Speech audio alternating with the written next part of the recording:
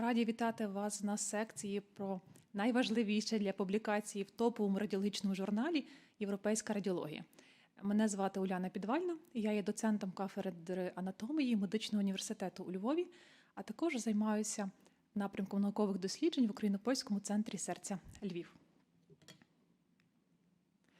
Власне, сьогодні ми проговоримо про журнал «Європейська радіологія». Це є топовий головний журнал Європейського товариства радіології. І, власне, про його важливість і таку пріоритетність говорить те, що імпакт-фактор цього журналу є 5,9. Він є основним у галузі радіології, попри те, що Європейська асоціація радіологів публікує кілька журналів. А, власне, Європейська радіологія публікує оригінальні статті, найсучасніші огляди літератури, авторами яких є провідні радіологи, провідні науковці, результати яких пізніше стають основою для різноманітних гайдлайнсів, тобто рекомендацій. Власне, в журналі є добре збалансоване поєднання статей, оригінальних робіт, коротких повідомлень з різноманітних європейських радіологічних конгресів. Важливо те, що цей журнал є доступним для радіологів України. Якщо ви є членом Європейської асоціації радіологів, маємо безкоштовний онлайн-доступ. Адже вам відомо, що ми можемо прочитати резюме, абстракти у вільному доступі, але щоб повністю ознайомитись з статтею, необхідно мати до неї доступ. І, власне, через сайт Європейської радіології можна зайти, залогінитись, внизу знайти My Journal, мої журнали, і коли ви зайдете на сторінку, побачите такий вказівничок про те, що у вас є абсолютно безкоштовний доступ, і ви можете читати ці статті. Яка моя дотичність до цієї тематики? Власне, розкрию цей конфлікт інтересів. У 2022 році моя аплікація на European Radiology Prof Fellowship була успішною. І саме у 2022 році Україна вперше стала представником у стажуванні з рецензування в топовому радіологічному журналі Європи. Ця можливість цього фелловшипу стажування дає варіанти проведення рецензування найкращих статей під керівництвом досвідчених науковців. Відповідно, усі стажери, я в тому числі, проводжу рецензування статей, які пізніше будуть або не будуть публіковані у European Radiology Journal. Яка мета сьогоднішньої секції? Численні європейські і конгреси публікують завжди, пропонують секції по наукових дослідженнях. І цьому є підґрунтя. Якщо відкрити сайт по рейтингуванню статей і журналів, бачимо наступне. Власне, я створила фільтр по секції медицина, виключно радіологія, за останні 25 років. І що ми бачимо? А от топ-10 країн – це є Сполучені Штати Америки, Китай, Японія, ряд європейських країн та Канада, і Україна займає 49-те місце. В принципі, не настільки поганий результат, але враховуючи кількість публікацій, це суттєва така прірва. Безперечний лідер – це є Сполучені Штати Америки, яких 280 тисяч публікацій. І фактично інші країни – це Китай, Японія і Німеччина – йдуть приблизно на одному рівні у межах 7 тисяч публікацій. І бачимо 1500 публікацій з України, які було б, звісно, ідеально, якби ми їхню кількість і якість збільшили. Отож, виникає запитання, що зробити, щоб опублікувати статтю? Бо більшість з нас, і, думаю, усі радіологи багато працюють, мають багато цікавих випадків і проводять свої дослідження. Але дуже часто не вистачає часу це опублікувати. А ще гірше, немає такої дорожньої карти, яка може сказати, ось зроби ці пункти, проведи таке дослідження, і це тобі дасть можливість опублікуватись. Саме тому на останньому Європейському конгресі радіологів цього року була присвячена ціла секція для того, як правильно зробити дослідження, як правильно написати статтю, як зробити таким чином, щоб та стаття була опублікована. І ви бачите топових спікерів під час цієї конференції. І маю величезну приємність, що усі ці люди сьогодні запрошені на наш конгрес. Відповідно, ключовим спікером є професор Yves Menu, який матиме онлайн-доповідь. Це є головний редактор журналу «Європейська радіологія». Людина, яка дуже відома в світі радіології. Його доповідь стосуватиметься метаболізму журналу. Він розповість про те, як працює журнал, як працює рецензування, Це людина, від рішення якої залежить, чи ваша стаття буде опублікована, чи вона буде відхилена. І також він дасть поради, як зробити таким чином, написати статтю і подати її, щоб все-таки цю статтю вашу прийняли і опублікували. Або ж навіть, якщо цю статтю відхилять, як скористати з тих коментарів, які вам дадуть рецензенти, і як її покращити. Наступні наші спікери – це є заступники головного редактора Rossano Girometti з Італії і Хосе Марія Гарсія Сантос з Іспанії. Відповідно, як заступники головного редактора, вони мають теж велику кількість ролей у European Radiology. Їхня доповідь називатиметься «Основи написання наукових статей». Це те, що нам надзвичайно важливо знати. Поради, підказки, як написати цю наукову роботу. Алгоритм дій, з чого починати і чим завершувати, що вартує робити, а що ні.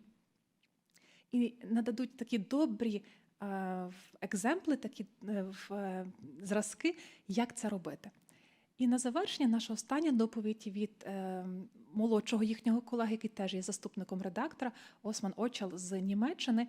Його лекція присвячена основам проведенням досліджень. Адже, власне, якщо дослідження проведене некоректно, їхні результати будуть сумнівні, і варіант публікування їх є дуже низьким.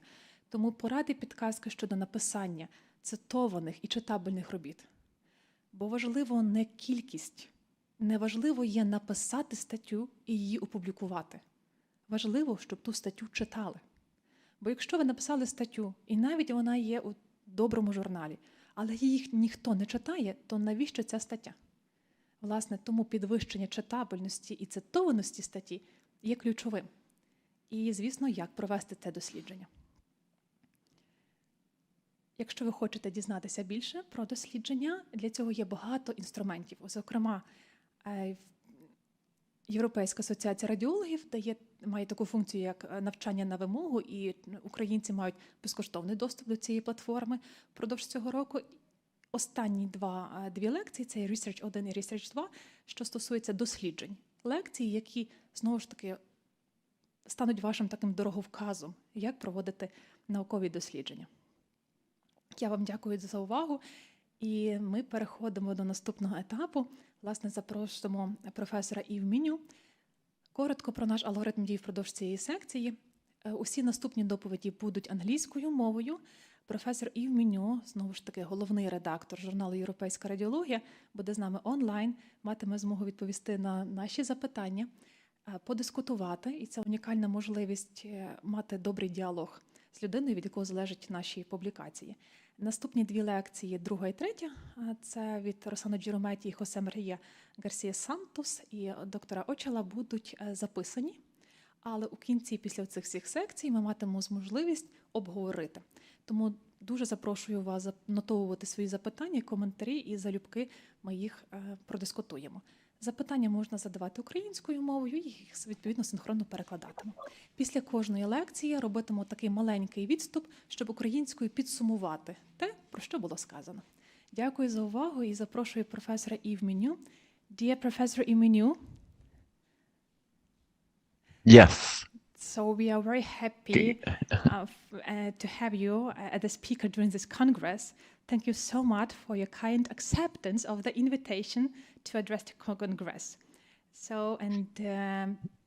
dear Professor Yves Menu, the editor-in-chief of the top radiological journal in Europe, European Radiology. So, our dearest professor, you are welcome to start your presentation. Okay, thank you, Uliana. Can you understand me well? It's okay with the sound? Yes, it's great. Perfect. Thank you. Good. So thank you very much for this invitation. I insisted to be with you because I want to show the importance of your community for us, because this is an important place for research and for communication between people, and that's very important. Thank you to the society for the invitation and making this session possible, and thank you, Uliana, for organizing it. And this is the continuation of a wonderful year we spent together. Juliana, you've been very active in the life of the journal, and I think that your example should be followed by many, many of your young colleagues, and we will be more than happy to welcome them in the circle of European radiology. So I would like to share with you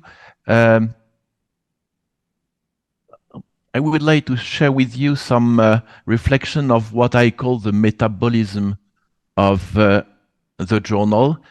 Just a minute to share my screen. Can you see it now? Okay. So what I call the metabolism of the journal is how the daily life of the journal and why it is important to understand how it is if you want to enter the world of the circle of scientific presentation. Dear Professor, could you please share your screen? Okay. I think it was shared by... Yeah, can you see it now? Yes, it's perfect. Okay, very good. Thank you. Very good. So this is an overview of the journey of a manuscript within the journal, from the submission to the final decision, which is hopefully an acceptance.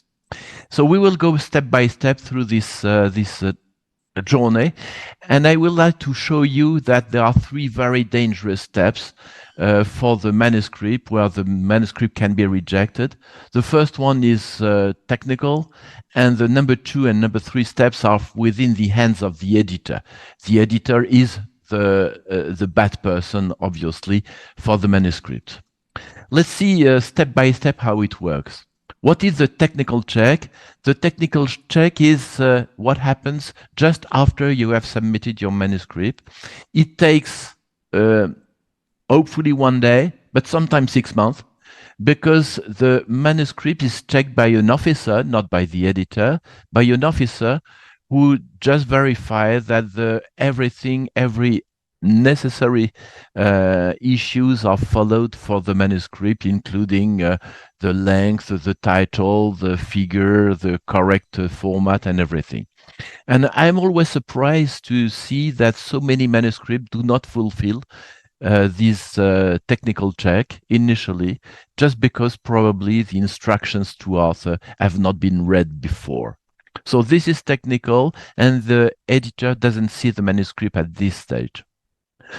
The second step, when the technical check is correct, it goes to the handling editor.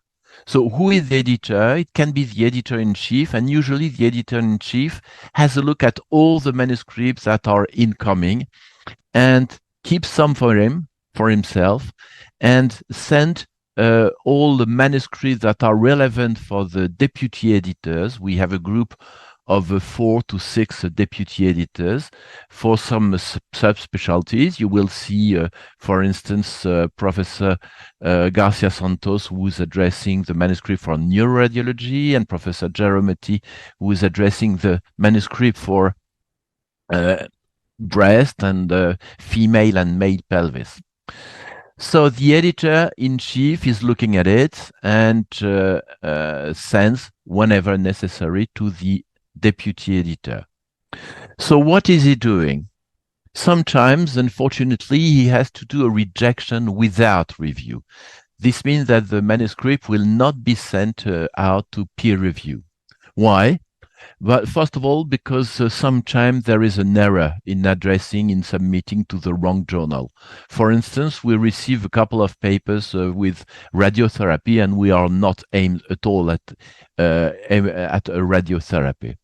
Sometimes also imaging is there, but there is a very, very minimal role, so it's not exactly very interesting for our readership.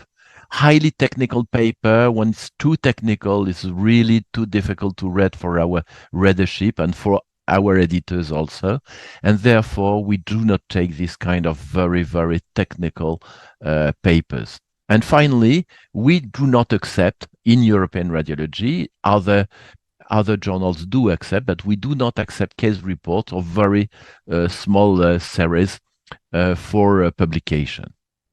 Sometimes we have major problems, and I should say that the ethical issues are very important.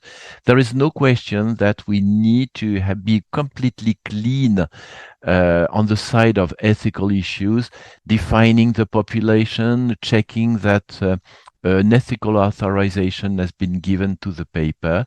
The recent episode of COVID made some groups to watch very carefully the studies on the ethical side, and this is now scrutinized very closely by many people. So if you have any ethical issue, we will reject the paper.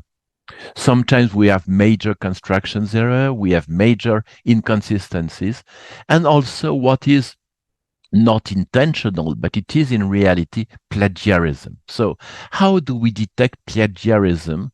We have software which is analyzing the similarity between the submitted manuscript and the already published literature. As you can see, it highlights every sentence which is found elsewhere. Sometimes it's not very important because we have just a couple of words put together, but sometimes we have whole sentences just like in the middle of the page, and this shows that the author have only copied some sentences from other paper. So besides the fact that it's not very original, I can tell you that the original author are not very happy when they see that their sentences had been copied. So it is, let's say, editorial plagiarism. Rarely we have plagiarism of studies, of methods, but this really happens very rarely. What is the most common issue? That's the one. It is when, let's say, because we are not English-speaking, native English-speaking people, we have the temptation to pick up sentences from an already published article, and we should refrain. We should refrain from that, and we should refrain from copying something like more than 6 words in a row. When it goes to more than 6 words in a row, it looks like a copy of a sentence, and this is not very good. So, what is the decision of the editor?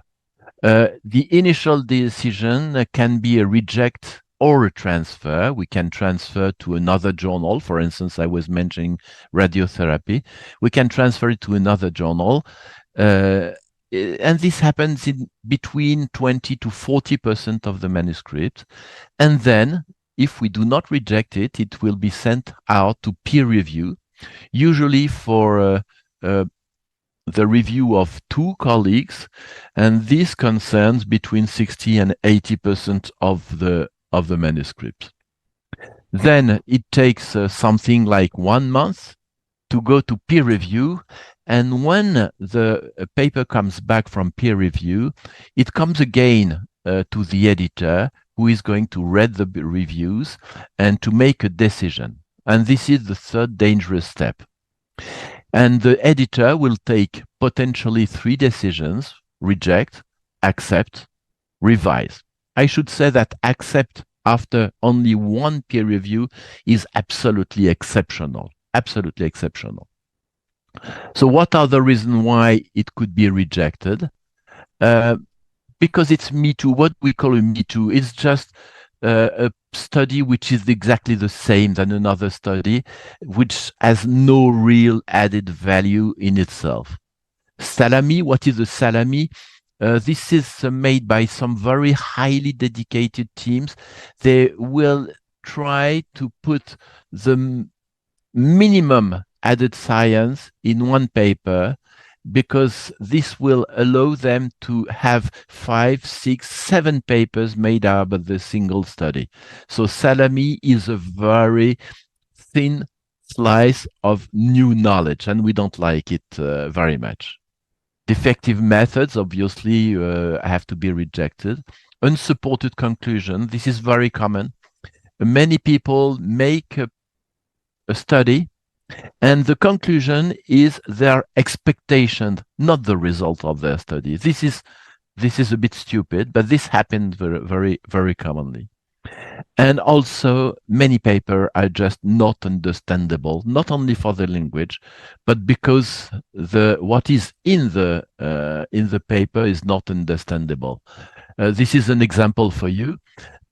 When you read this sentence, you just cannot understand what it is about. It's just impossible. And unfortunately, many papers we receive are just not understandable for the readers. So, if we reject, this is because we have more questions raised by the reviewers or editor that cannot be solved by the study. These are some examples. Reject and resubmit, we have important questions. We cannot ensure that we will keep this manuscript, but maybe it could be solved. With a new manuscript, most of the manuscript has to be rewritten, but there is some potential. So in this case, we say reject and resubmit. This is an open proposal. And the transfer, that, as I said, has no value for our journal, but may be adapted to another journal. Who is rejecting the paper? Obviously not the reviewer. The reviewer gives an advice, not a decision. So the editor is responsible for rejection. So if you are unhappy with the decision, you blame the editor, not the reviewers. So what happens with the reviewers? If both reviewers advise for rejection, usually this is a straight rejection by the editor. But what happens is that the reviewers may have very different advices. And then this is the most difficult part for the editor. So how do we then handle that?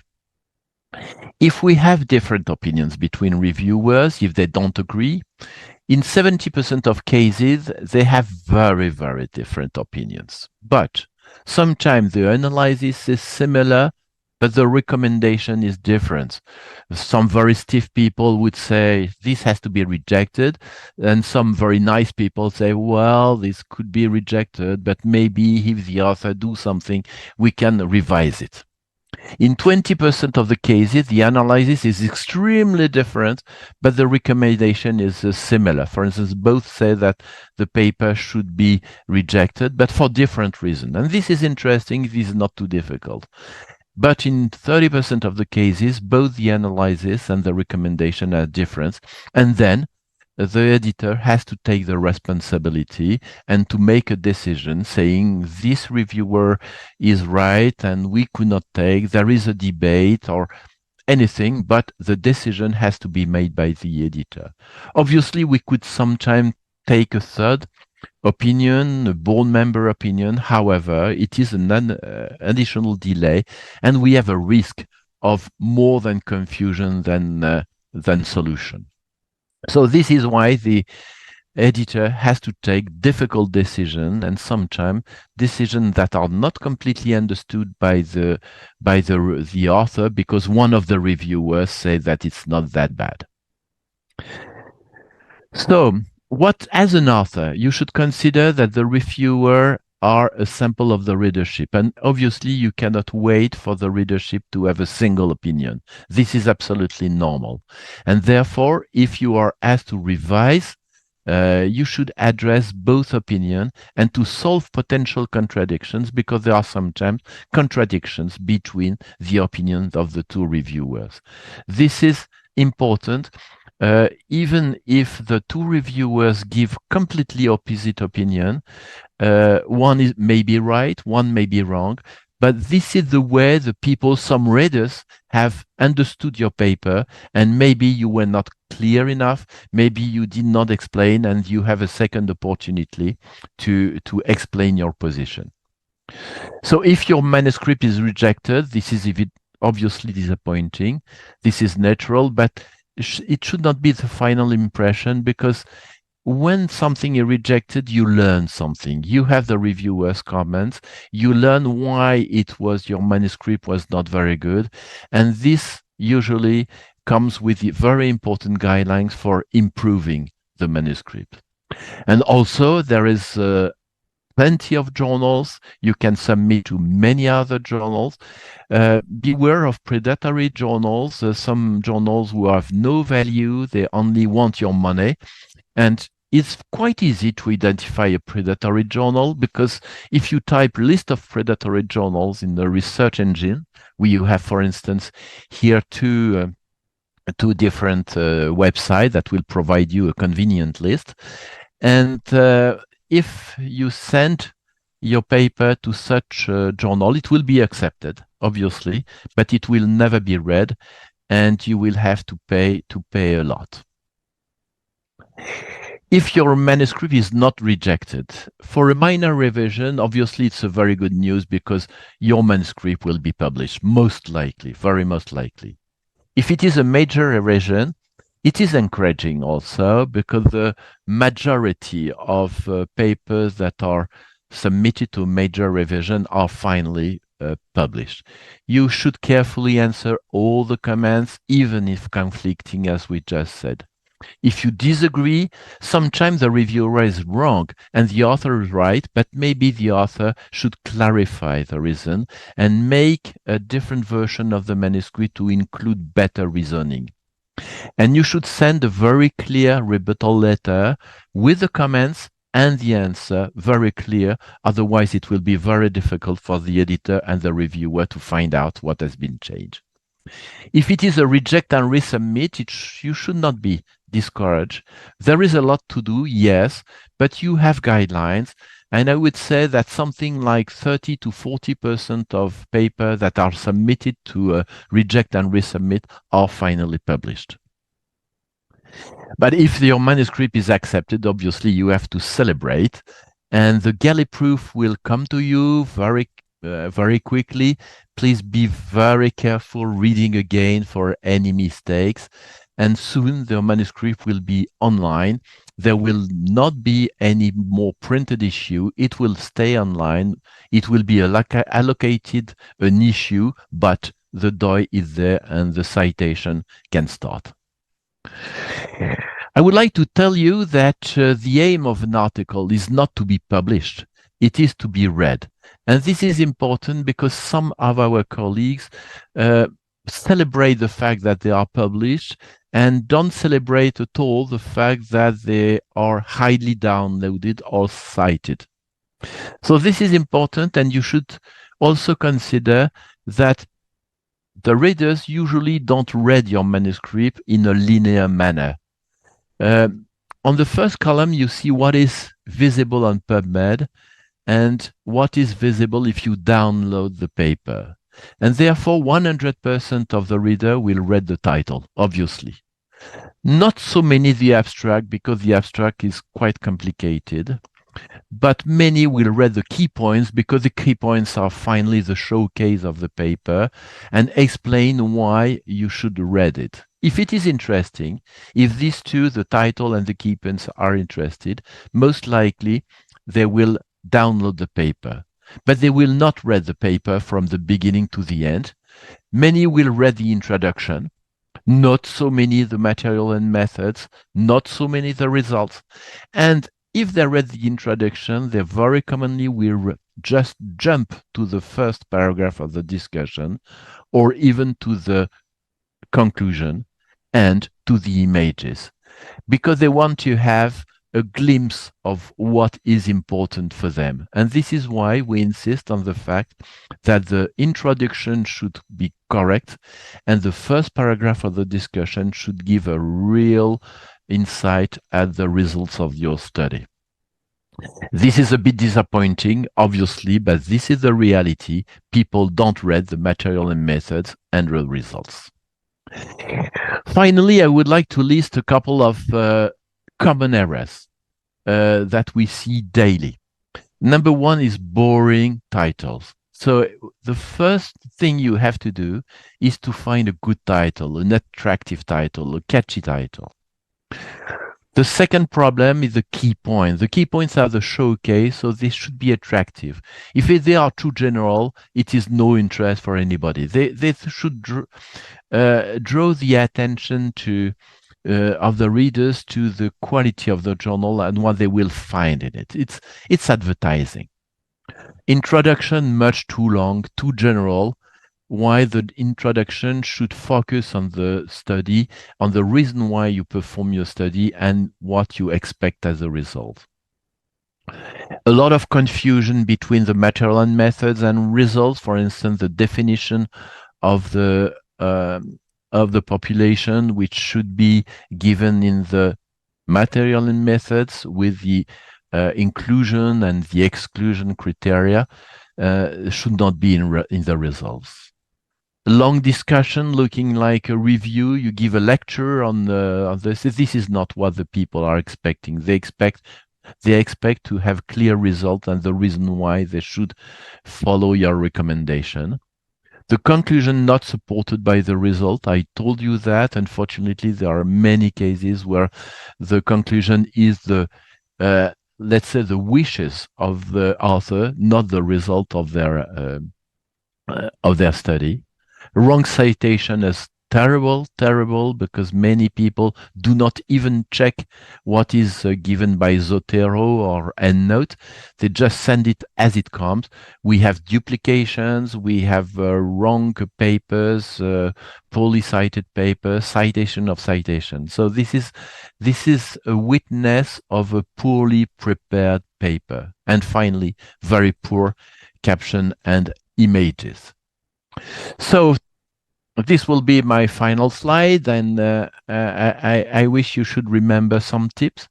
Number one, you stick to the rules.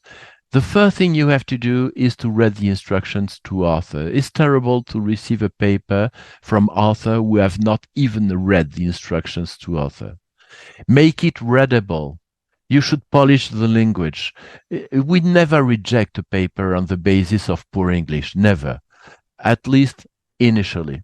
But we should make efforts to make good, as possible, good language without plagiarism, because it increases the consideration and increasing the probability of the manuscript to be correctly seen by the reviewer. You should make it understandable. It should not be so complicated. So a good solution is to ask somebody who is not a specialist in the field to read your manuscript and to see if he understands anything. And finally, check, and check again, because the devil is really in the details.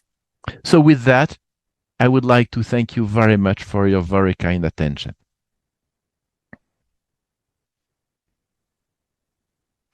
Dear Professor Menu, thank you so much for your great presentation. And thank you for your commitment to making this Congress a success. I'll switch to Ukrainian just to sum up a little bit your presentation. Шановні колеги, як і було обговорено, підсумую деякі ключові питання від професора Yves Menu українською мовою. Отож, рішення про те, чи ваша стаття буде прийнята, чи відхилена, приймають не рецензенти, а, власне, редактор.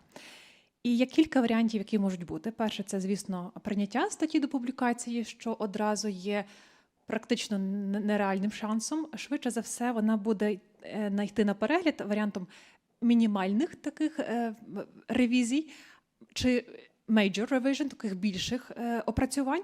Або ж, якщо є суттєві зауваження, вона може бути відхилена з двома варіантами.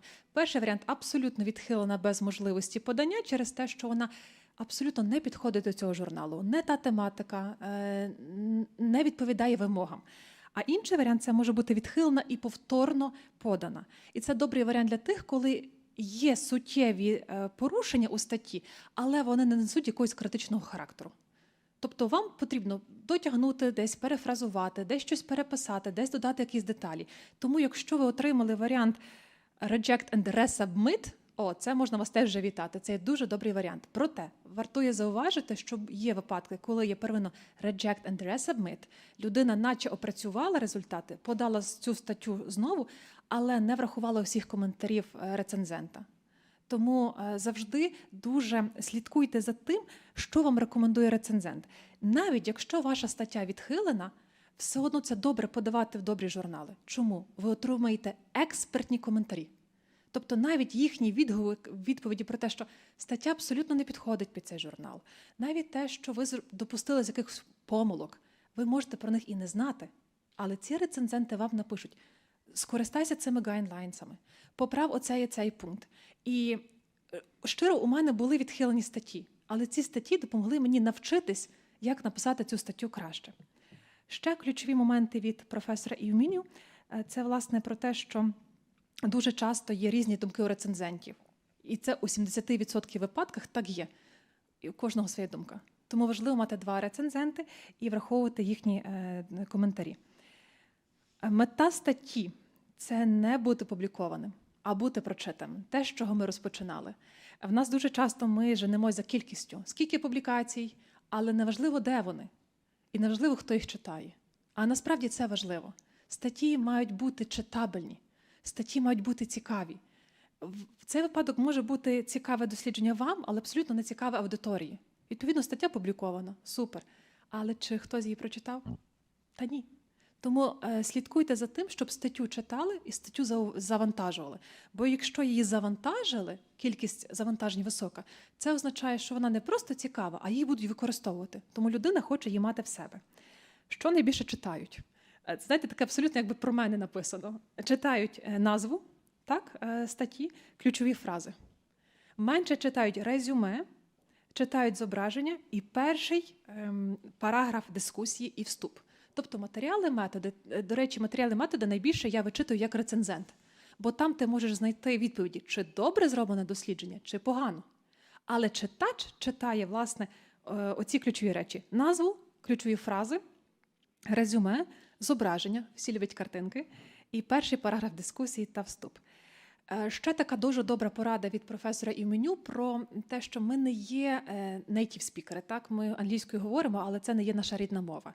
Тому копіювання дозволяється до 6 слів.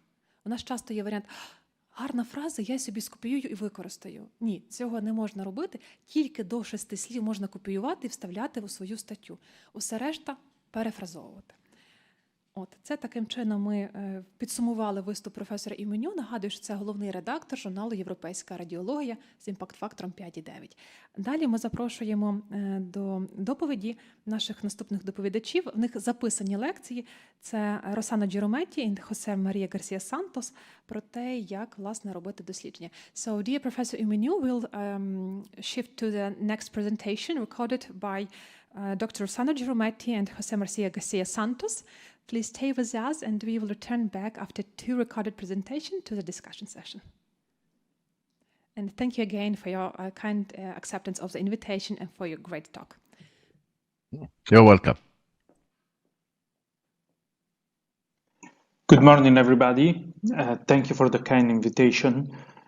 It is really a great pleasure for us to be here today, though unfortunately not in person. What to disclose? We are deputy editors of European Radiology, and as such we decided to share our viewpoints on the essentials on how to write and publish a top-level paper by referring to the classical sections in which a scientific article is divided, though, as you can notice, we will focus on the materials and methods and results first in my part, and then on the introduction and discussion in part 2 by Dr. José María Garcia Santos. Why this choice? Because we both believe that regardless of how much brilliant your study hypothesis is and your rhetorical capabilities are, there is a limited likelihood of success in publishing if you do not convince your audience that you did things properly under the methodological point of view, and of course, if you did not present your results as clearly, concisely, completely, and correctly as the reviewers, editors, readers, and the scientific community expect from you.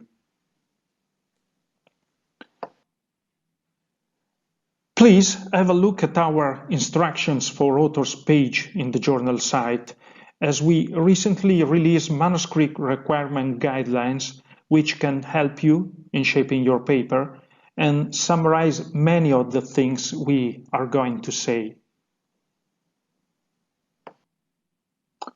So, starting from the materials and methods, first, I suggest to start being as more transparent and clear as you can on the study design and ethical statements. Controversies often rise just because of the lack of clarity in this setting. Clearly state whether you received an authorization to, first scenario, assess, analyze and treat patient data in retrospect, or second scenario, you prospectively test an imaging strategy, and whether patient needed to be informed on that and express their consent to be part of the study. This is usually mandatory in prospective studies, especially if interventional in design rather than observational. Second, describe your study population in reasonable depth, and in doing so, prove it was a representative one for the purpose of generalizing the study results and potentially applying them to the clinical setting. Prove that your inclusion criteria were reasonably based on accepted or acceptable indications to a certain image modality or technique in accordance to the study design, and try to demonstrate that your exclusion criteria were not simply the opposite of inclusion ones, but rather those conditions you define in advance as unsuitable for inclusion. Third, when facing the imaging protocol, image analysis, and standard of reference descriptions, try to prove at best that your setup was robust enough to be repeated in your own setting, repeatability, and more importantly, by other researchers, reproducibility.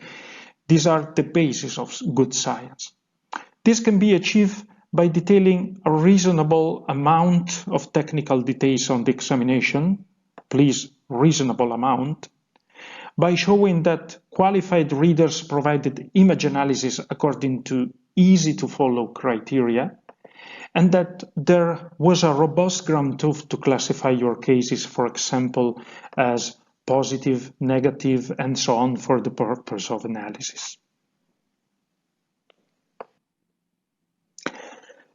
Fourth, do not provide descriptions of the statistical methods too dry or, on the contrary, too redundant and complicated.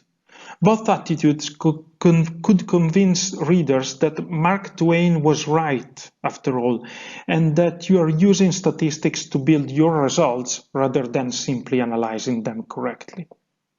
I suggest reading the article published in European Radiology or other journals to familiarize with that standardized language capable to show on a step-by-step basis which analysis you used for which of the study endpoints. Moving to the results, first organize them tidily, as messy presentations can limit understandability and even readers' patience. For example, present data with short paragraphs with headings and in the same order you did in the materials and methods. For example, if you said we will analyze A, B, and C, just present A first, then B, then C. Also, do not repeat or present methods for the first time in this section or try to explain them or comment.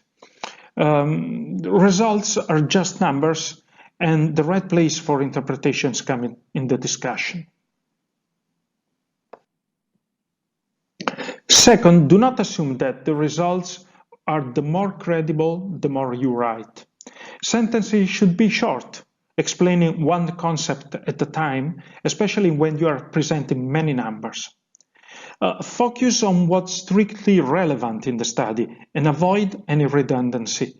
Many data, for example, can be properly moved to tables and plots and diagrams that can be more self-explanatory and more clear than many lines of text.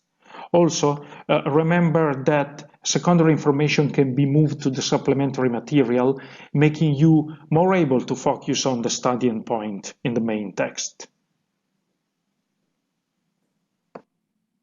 Finally, do not forget to share your source data when needed. For example, in AI studies, data availability can be the definitive proof of the transparency and strength of your work, especially when it shows great potential for clinical impact.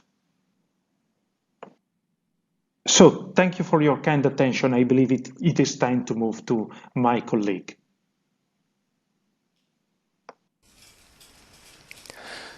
Good morning, dear colleagues, and many thanks to the conference organization and particularly to Uliana Pidvalna for her invitation to join it. After the first part, we will talk about some important points related to the writing of the discussion and the introduction of medical scientific articles. My name is José María Garcia Santos, and I am Deputy Editor in European Radiology. We already know that the classical structure of the body of the manuscript is that of a succession of 4 sections: introduction, material and methods, results, and discussion. We also know that it may be good to start by writing in detail the characteristics and results of the study. I mean, the technical part of the article we have seen in the first part of our presentation. These are especially important sections for the reader looking for details of the research. The second part will mainly consist on the interpretation of the results and the final conclusion. Having the discussion written first will help us for giving the introduction a definitive shape. The vast majority of the papers that we can read do not represent a change in the way we do things. They are not those that we could call poem, but that doesn't mean that they do not deserve to be published when they provide a scientifically well-based idea. Each published idea adds to a pool of ideas conveyed by scientific journals. Some of the ideas, or the sum of many of them, can become the source of a single clinical relevant result, a poem. The scientific evidence that matters is in the end the tip of the iceberg that makes it visible, but the tip is not alone, but sits on all those small ideas. And that makes them relevant even if they are not individually visible. Scientific journals are their library. Thus, we arrive at this scenario in which, with the idea at the center, research is translated into scientific articles. We do need to consider properly the importance of the reader, I mean, the way in which the idea is conveyed. The readers will need to read a critical presentation of the ideas, and sometimes it is just what they want to read. That explains the need to establish a structure when presenting the idea of a scientific article. In fact, this is highlighted in the European Radiology submission requirements, as you can see here. So let's go a little bit in detail. In this material and methods and results section, we had presented the research design and the data we have got. Now, in the introduction and discussion, the aim is to explain the need to look for an answer to a scientific question and to provide a recent idea coming from the interpretation of the obtained results. We will write the discussion first and then the introduction. The European Radiology requirements specifically highlight that the discussion must be an interpretation of the results and their relevance, should be done based on previously published work, and has to use a specific structure. This structure is as follows. First, a brief summary of the study results. Second, an interpretation of the results compared to those previously published. Third, recognize and discuss the potential effect of limitations. And fourth, end with a conclusion. That is the main idea based on the results. Do exactly the opposite and you will end up with nonsense that cannot convey anything and face more than a likely rejection. Finally, write the introduction, structuring it in 3 steps. First, a global presentation of the topic. Second, a specific presentation of the problem, making clear its relevance. And third, a plan to try to answer the clinical question, which is the objective.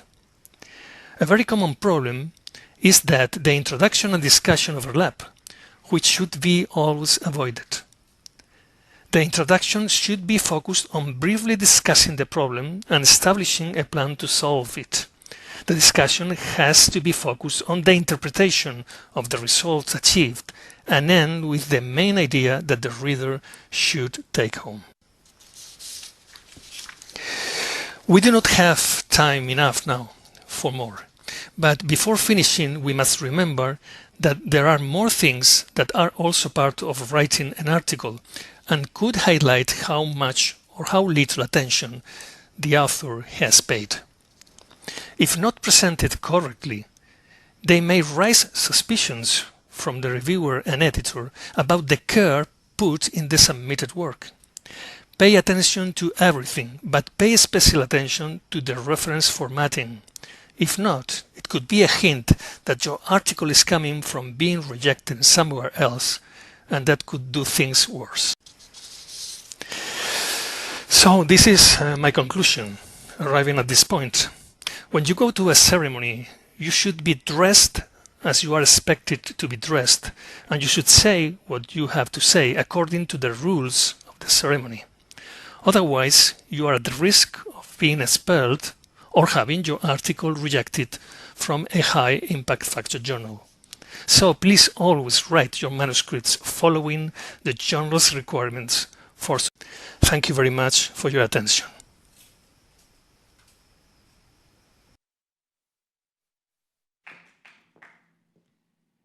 We are very grateful for your excellent presentations and for your tips and tricks.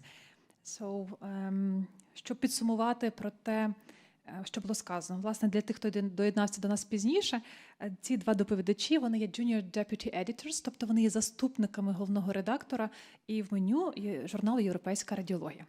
І підсумувати те, що вони мали на увазі, щоб донести основні гіпотези, основні ідеї.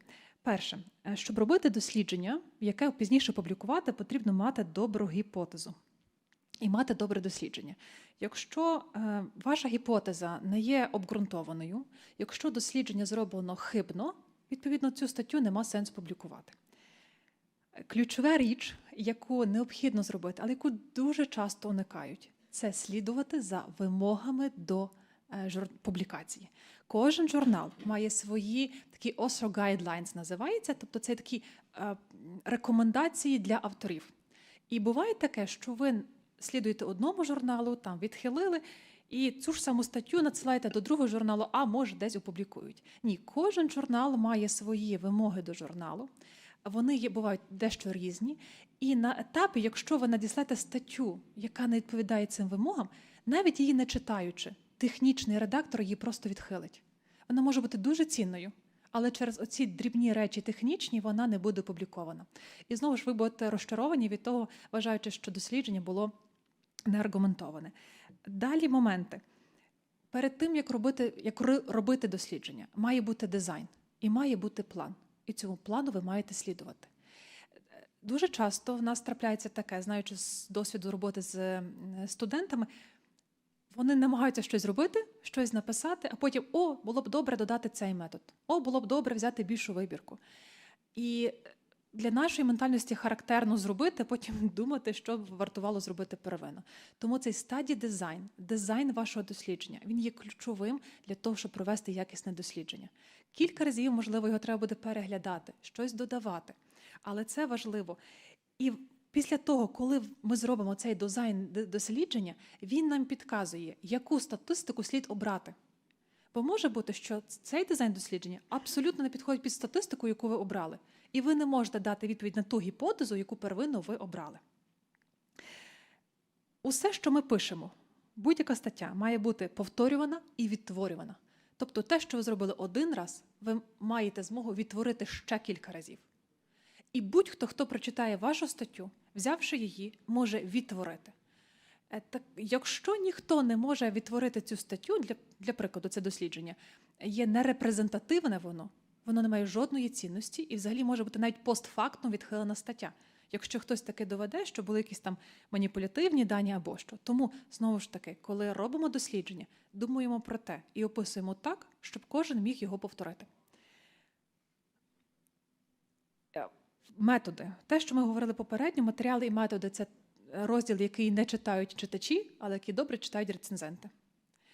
Якщо методика обрана хибна, навіть якщо ви взяли добрі результати, одержали, первинно вона погана. Ну, якщо не можна побачити якийсь вид за допомогою МРТ чи КТ, а ви його обрали, ну, ми не можемо трактувати того, чого нема. Або ж, знову ж таки, якщо ви навіть обрали метод, який є ще допоміжний до цього, а ви не маєте доступу до нього, то завжди в кінці дискусії є такий графа – лімітації, обмеження, limitations. Ви це можете вказати в кінці дискусії. Це покаже ваш рівень. Перше, я знаю це, я читав літературу, що це підходить. Третє, але я не маю доступу до цих даних, тому в майбутньому я можу їх використати. Знову ж таки, в цих лімітаціях дуже корисно читати завжди, для того, щоб почерпати собі ідеї, що можна зробити у своєму дослідженні. Вкрай часто буває, на жаль, що дискусія – це як міні-лекція. А дискусія не має повторювати вступу. Не потрібно речення з вступу перекидати у дискусію і робити з нього цей розділ. Дискусія в нормі має складатися перший абзац. Це такий підсумок ваших результатів. Фактично, дуже часто він виходить з мети. Ви берете мету, яку ви ставили, і в дискусії, перше речення дискусії має бути відповідь на цю вашу мету, ваше завдання, яке було. Ми досягнули цього і цього-то. Далі, у цій дискусії також не вчіть читачів чогось. Вони мають для цього іншу літературу. Ви даєте відповідь на своє запитання, ви дискутуєте з іншими опублікованими даними, тобто ви кажете, я отримав ось такі результати, і вони є хороші. Але цей дослідник показує такі результати, а цей показує такі результати. І це добре аналізувати, бо дискусія, вона і передбачає ваше порівняння, ваші результати, з порівнянням результатів інших дослідників. І це є фактично другий абзац дискусії. В кінці ви, відповідно, також пишете це лімітування, про яке ми говорили, фактично це третій абзац, які у вас є обмеження в вашому дослідженні. Дуже часто це пишуть single-centered чи multi-centered, тобто ви робили дослідження в одному центрі, відповідно, можуть бути якісь упередження. Абсолютно вірно. А якщо є багатоцентрове дослідження, відповідно, упередженість є менша.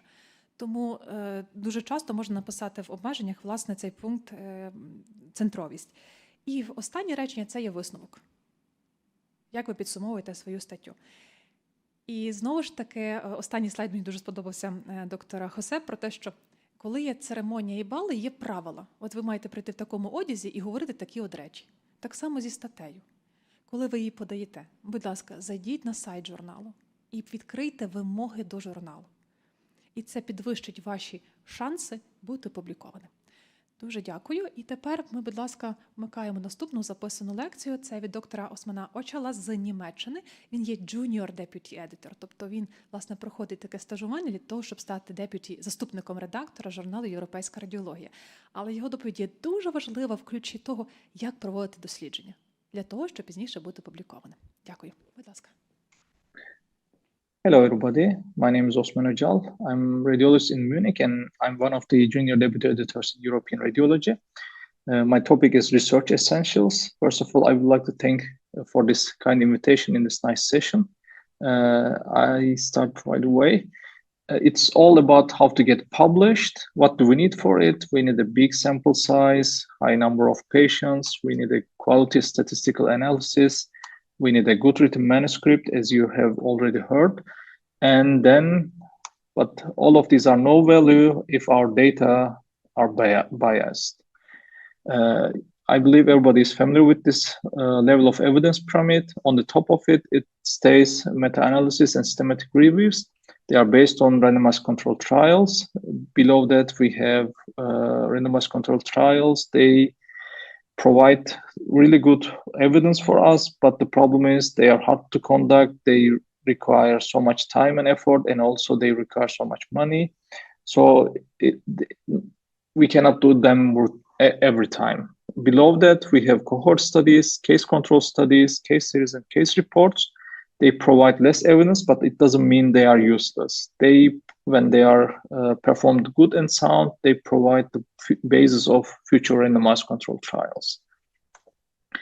And for all of these studies, we have reporting guidelines, but it is important to be familiar with them even before you start the study, because if you haven't done something during your analysis or during your research, you cannot report it at the end.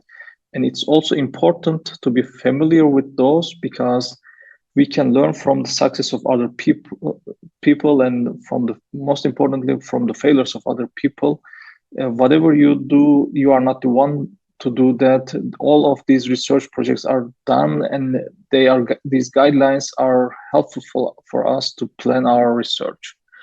Okay, how we start? We need an idea to start. What can be an idea? For example, a clinical problem we often encounter in our daily routine. For example, I'm an intervention radiologist, and we do routine liver ablations, and we do them with CT. But unfortunately, as other people, we have almost 10% local recurrence rate. How we can improve this? Maybe if we use MRI for guidance, we can put our needles better, and we can improve our results. So we planned a randomized controlled trial to compare MRI and CT in thermal ablation of liver. That was our idea. What else? For example, a patient subgroup that imaging do not function optimally. For example, you scan a group of patients and the clinician says your report does not really correlate with the clinical situation of the patients. For example, this could be an idea for a research project, or a specific imaging technique or specific imaging sequence that have room for improvement. And also, as I gave an example, an interventional procedure that do or do not generate good results in a group of patients. For example, this is a really good example of the power of the idea. The impact factor of the radiology is 19, and when this study was published, it was 29. And with a really good idea, they were able to publish with only 14 patients in such a journal. This is a really good example for the power of the idea. Okay, we have some idea. We identified a clinical problem, what to do next. We have to build our idea. To do this, we have to check the gaps in the knowledge. What we can do, we have to be familiar with the guidelines in that topic. For example, this is the EASL guideline for the hepatocellular carcinoma.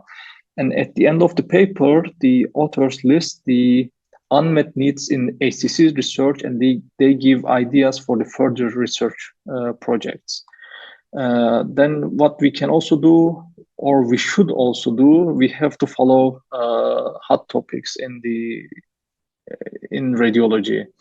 As many good journals, European Radiology is also publishing good editorials for the hot topics. For example, this is a recent paper in European Radiology with a really good editorial attached to it.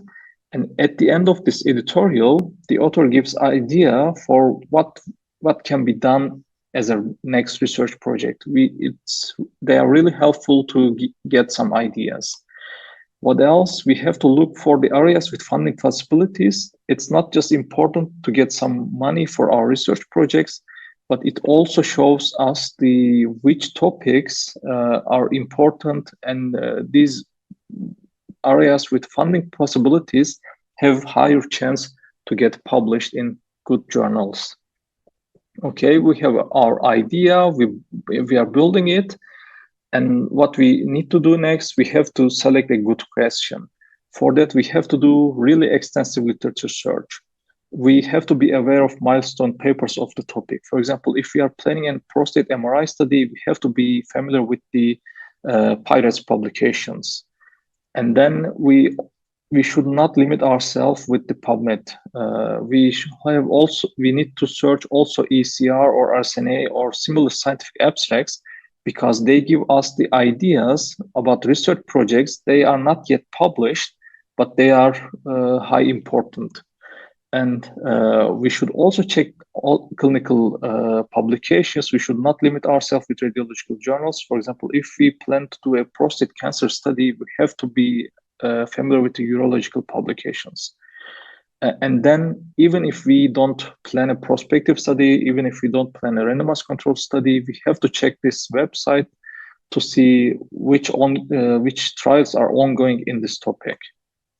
We should always consult with our colleagues, also from other departments. We are trying always to set up a meeting and discuss our idea with our colleagues, because they can come with really good ideas to improve our research project. As an example, for example, there might be a newly discovered pathological marker, and we can plan a quick retrospective analysis to see the correlation of imaging features with this pathological marker.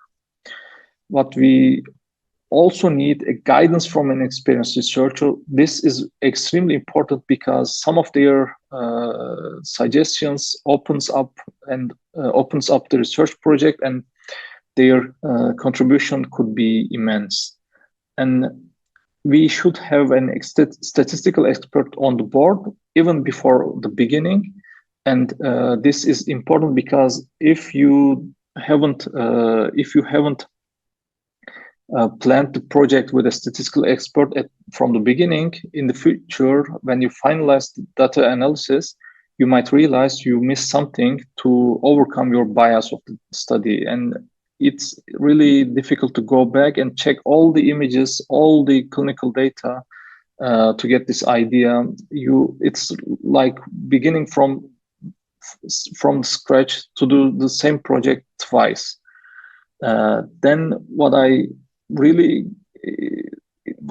of the things really important is to formulate your project plan before you start. Write it down because this will form the basis of your ethical application, and also this will be the introduction of your manuscript when you finalize your study. Then we also need to formulate our hypothesis, because if we can clearly ask the question clearly, we can answer it better. What we need to do for this, we have to choose our right study design to evaluate this hypothesis. Whenever possible, prioritize prospective studies. I know it's difficult, money for that, you need time for that, but every editor prefer prospective studies over retrospective analysis. For that, be aware of your funding possibilities. I will come back to this later again, and be aware of the limitations of each design. Each design is specific to answer specific questions. We have many studies with conflicting results because they are trying to give answers to questions they cannot give answer with this design. This underpowered analysis gives us the conflicting results. That's why it's important to be aware of limitations of the study design.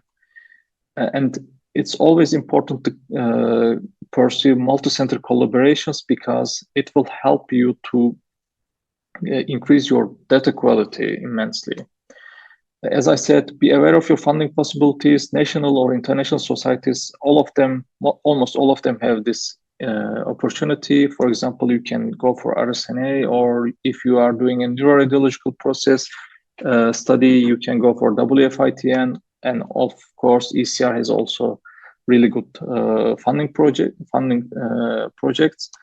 And if you don't try, you cannot success. That's important. That's why try to apply for them. And also, if you get one, it will look really good in your CV. And if you get one, you will get further, because it will help you to get further fundings. Then the next step is plan out your study. This is from Consort for the randomized controlled trials. You have to describe your eligibility criteria for the trials, but it also applies for the retrospective studies. For example, you have to define your study population clearly. Your inclusion and exclusion criteria should be defined really good. And for all of them, you need to use scientific definitions. I will give a bad example right now. For example, this.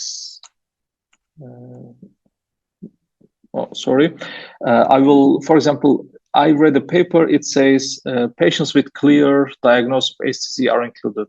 What does clear diagnosis mean? This is not a scientific term. For example, this could be like HCC patients diagnosed using EASL criteria. This should be scientific, and when someone else reads it, he or she has to understand the same thing as you understand. Next thing, for example, if you are planning a randomized control trial, you have to define your interventions, but it also applies for your retrospective analysis. This will help you to include all the patients available, and you won't miss patients for your analysis. And this is one of the most important things in science. Your methods should be reproducible for that. For example, if you are doing an MRI study, define your MRI sequences clearly so the other people can also do this MRI analysis. Or for example, if you are doing an interventional analysis, define the procedural details of the intervention. The next thing is, I think this is one of the most important things. You have to find appropriate outcome criteria for your research. You have to find primary and secondary outcome measures that are really that are needed to answer your question, your hypothesis. For that, check relevant guidelines. I will give a short example from an HCC paper. I have already shown this one. This is the EASL guideline. For example, for each disease stage, it gives you which outcome parameter you should use. Next thing is be aware of the gold standard technique and use it for your diagnostic studies. For example, if you are using a cancer study, you need to evaluate histopathological correlations with your imaging findings. And if you are planning a diagnostic study, it's really important to have a second reader on board, because right now single reader studies are getting rejected almost all the time. Have a second reader, either do a kappa analysis or go for a consensus from both reviewers, both readers. And as I said, have an expert statistician on your team from the beginning. It will help you to plan your study. It will increase your quality. For example, you plan to do a outcome comparison of two groups, and you plan to use propensity score matching to overcome bias of the data. For that, consult the expert what you need for this propensity score analysis and collect them from the beginning. That's how you don't need to go back and check the data again after that. And also check the literature for the reporting guidelines and how to do this analysis, because this will help you to improve your analysis. Next thing is, I have to say also, do not completely rely on the statisticians, because they are really good at their job, but they might not be familiar with the imaging terms or the medical terms. That's why be familiar with at least the basics of the statistical analysis. That's how you can avoid the common mistakes. For example, a statistician might not know what is a child Pew stage. It includes albumin and bilirubin, and he or she might not know it, and use albumin, bilirubin, and child Pew in the same multivariable model. You can only detect this if you know what is a multivariable analysis, what is needed for that, what is wrong to put in the same multivariable model. It's of course impossible to cover everything in a research in 15 minutes. But to wrap up shortly, it's all about read. What to read, guidelines, we have to read them. We have to follow field-related journals routinely. We have to read at least all the abstracts to get an idea what's going on the topic. And it's always helpful to read editorials, because they give really good insights about the ongoing studies on what is needed in this topic. And next thing is, it's important to plan every step before you start the study. It saves so much time. You don't need to go back and do your analysis again. And always remember, this is a teamwork. You cannot do everything. And even if you do everything, the other people will help you to realize your mistakes, or they will come with some suggestion. It will increase your quality immensely. Thank you for your attention.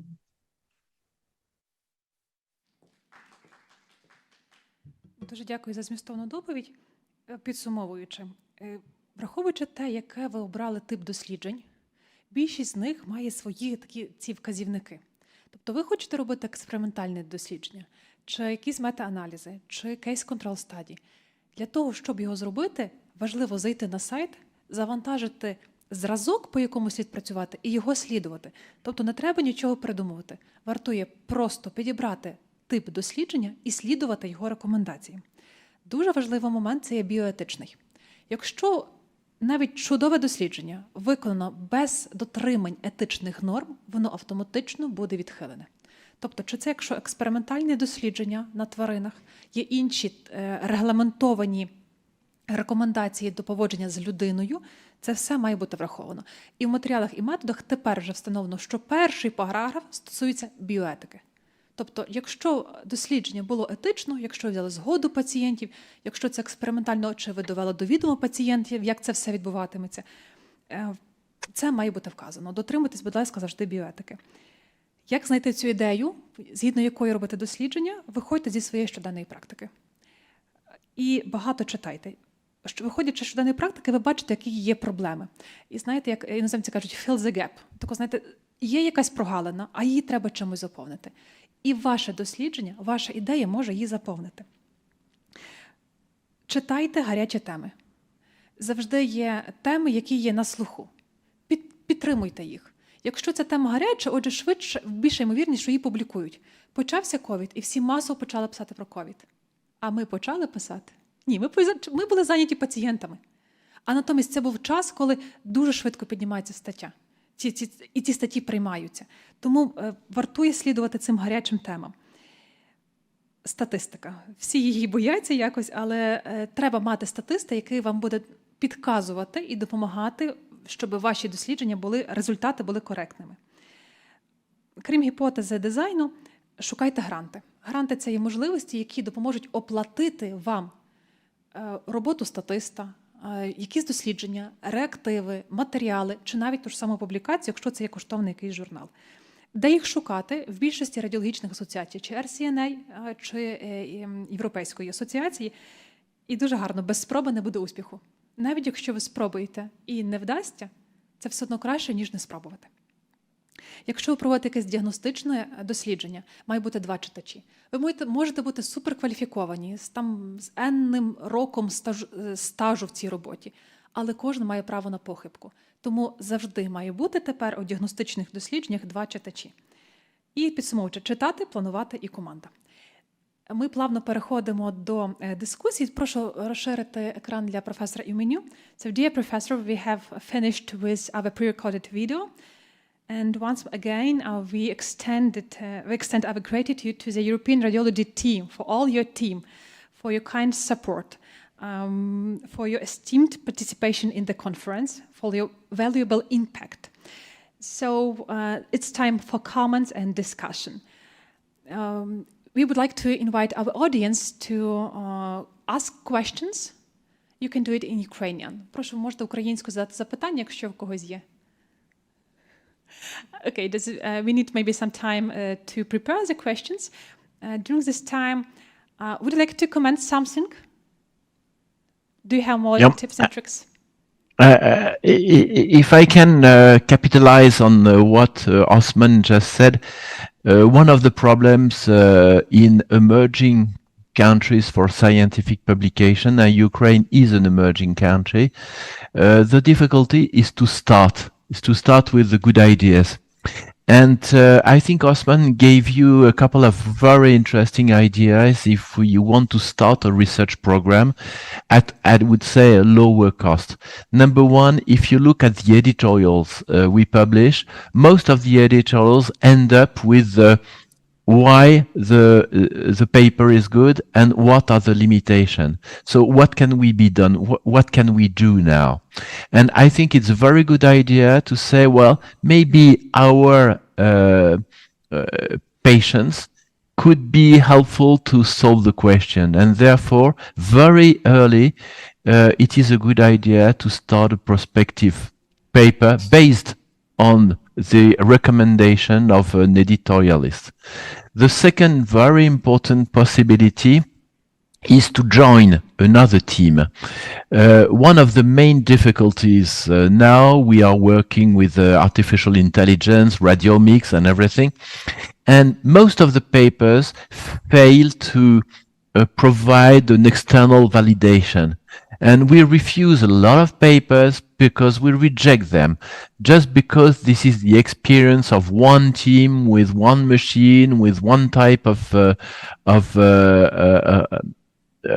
patients. And whenever these teams who are providing interesting studies, whenever they want to make something else, they need to take a contact with other teams. And if you feel that in your institution you have a reasonable amount of patients with such or such disease, you may join another team to just to propose, to make a validation of what was found in retrospective and single center studies. This would be extremely valuable and probably an easy way to access to a very interesting publication. There are hundreds of opportunities for that, hundreds. And really, if you look at the papers that are published, every single paper gives the possibility to an extended publication. So whenever you start, the most difficult is the first step. Absolutely. So you need to have patience in the topic. You need to have the willingness to do the job, to take the contact with other teams and to build multicentric studies. And your input will be extremely important and you will be awarded for that. This would be my first advice, to start up a research program right now in imaging. Thank you so much. So just, it's great just to read the article to the end of the discussion session, to read the limitations, and those limitations is to use as idea to your research. So, таким чином, власне, дуже важливо, є дві основні ідеї. Це щоб знайти ідею, прочитайте чужі лімітації, обмеження в дослідженні, що можна цю прогалину заповнити своїм дослідженням. І друге, долучіться до команди іншої. Якщо вже є команда створена, долучіться до неї зі свого центру, і це буде така можливість, власне, почати наукове дослідження. Каже професор Yves Menu, завжди важко почати, але це потрібно. Thank you so much. I have a brief answer from my side.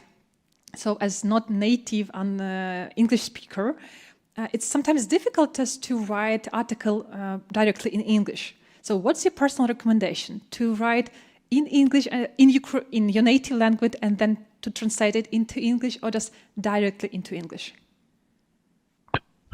Well, this is very, very individual. So once again, we never reject a paper on the basis of language. So I would prefer really that the article is directly written in English, even if the English is not perfect. Why? For instance, when it's too tempting to take a Google Translate after that and to have it translated. And please try the following experiment. You take a text in Ukrainian, you ask Google to translate it into English, and then afterward you take the same text in English and you ask Google to translate it in Ukrainian, you will not recognize it, not at all. So it's better to start from, let's say, a bad English. Literature is not literature from a cultural point of view or linguistic point of view.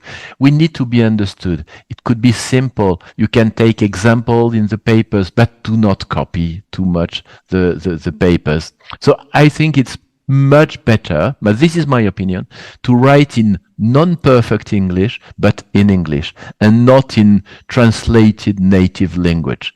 Yeah, I can recognize when I receive a paper from a French team, without seeing where it comes from, I understand that this is from France, because the expressions are just direct translation of French language. This is not dramatic, because if the paper is interesting, you will have the revision step to look for help.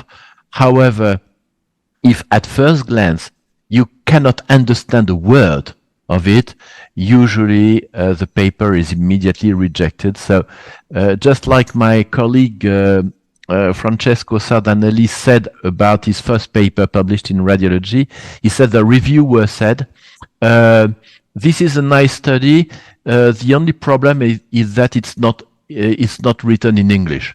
So that's it.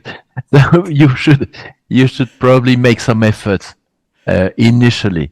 The best is to have something which is understandable, but not necessarily advanced English. Don't forget that 85% of the reviewers and of the readers are not native English-speaking people. So we are speaking some kind of a globish, but let's pay attention to reach the minimum level of this globish language, which is terrible for English people because it has nothing to do with English.